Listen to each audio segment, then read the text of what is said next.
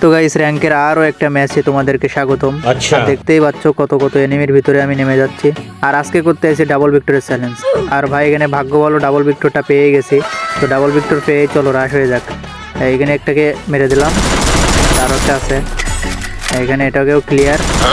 এখন ভাই চলো যাওয়া যাক। মানে ওরা দুটো ফাইট নিতে আসছিল আর আমি মানে মেরে দিলাম।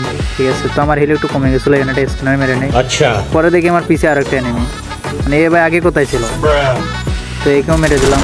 আর আমি ওকে কিন্তু খেয়াল করছি না। ঠিক আছে, আমি এই পাইডে যাইলাম, ওরে কিন্তু খেয়াল করছে না। এ এলাম আমার গিয়ে পেছন মারার ধান্দা করে। ঠিক আছে, আমিও তো কম না, আমিও খেয়ে দিলাম।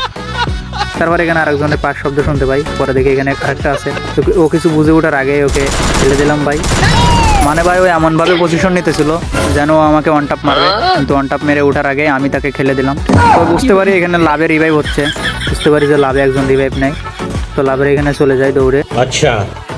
আর লাভের এখানে যে দেখি যে ও মা লাভে যে কোপাইতেছে, ওরে কোপানোর লগে আর একজন আছে। ঠিক আছে, আর আমি এখানে থার্ড পার্টি করি। তো এই পাশে সেকেন্ড প্লেয়ারটা আমাকে দেখে নাই, তো এইখানে ওর ক্যারেক্টার ছেড়ে দেয় আর নিচে যেয়ে পড়ে। কিন্তু কোনো লাভ নেই চান্দু, তুমি শেষ, কারণ তুমি ডাবল ভিক্টরের জাতা খাইছো। তো এইখানে ওকে মেরে দিলাম। আচ্ছা। তো ওকে মেরে আমি আর সামনের দিকে যাইতে থাকি। তো উপরে লাভে দুইটা গ্রেনাইট মারলাম, কিন্তু কোনো লাভ হলো না। তো তারপর মনে পড়ে যে লাভে একজন রিভাইভ নিতেছে। তো গাইস উপরে চলে এলাম, আর উপরে এসে কোনো লাভ নাই, কারণ লাভে ফাইট শেষ। তো আমি সামনের দিকে আগাই গেলাম, আর এখানে একটা এনিমির গুলির শব্দ পাইতেছিলাম।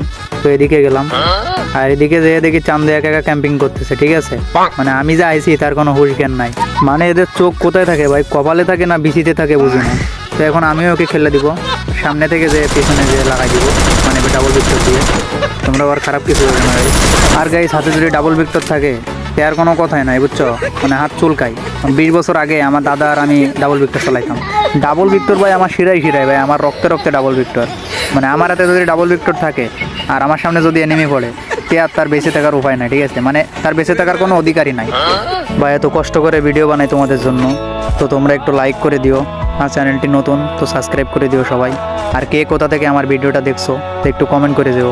তো গাইস তোমরা সাবস্ক্রাইব করতে থাকো, আর আমি উপরে এনিমিটাকে মেরে আসি, কারণ এখানে আমি গালির শব্দ পাইছি। আচ্ছা। আর উপরে উঠেই দেই চান্দু উপরের দিকে যাই, মানে আরো উপরে যাই। তো আমিও ওর পিছু করতে থাকি। আর একটু আগে বললাম না ভাই এনিমির চোখ কোথা থাকে, মানে ভাই এরা গাঁজা খেয়ে আসে, পেছনে যে আমি আসি এটাও খেয়ালই করছে না। তো ওকে মারার জন্য ওর পিছে পিছে আমিও চলে যাই। আচ্ছা। আর এখন আমি ওকে দেখাবো ডাবল ভিক্টরের খেলা। তো আমি এখন ওর পরে রাশ করে দিব, আর ঠিক এইভাবে মারা খেয়ে যাবো। তো ভাই কিছু করার নাই, তো আমি এখানে রিভাইভ পেয়ে আবার নেমে যাই, কারণ ভাই আমাকে মারছে, প্রতিশোধ তো নিতে হবে। তো আমি তারপর আইডিয়া দিলাম আর পিছন দিকে উল্টে পড়লাম।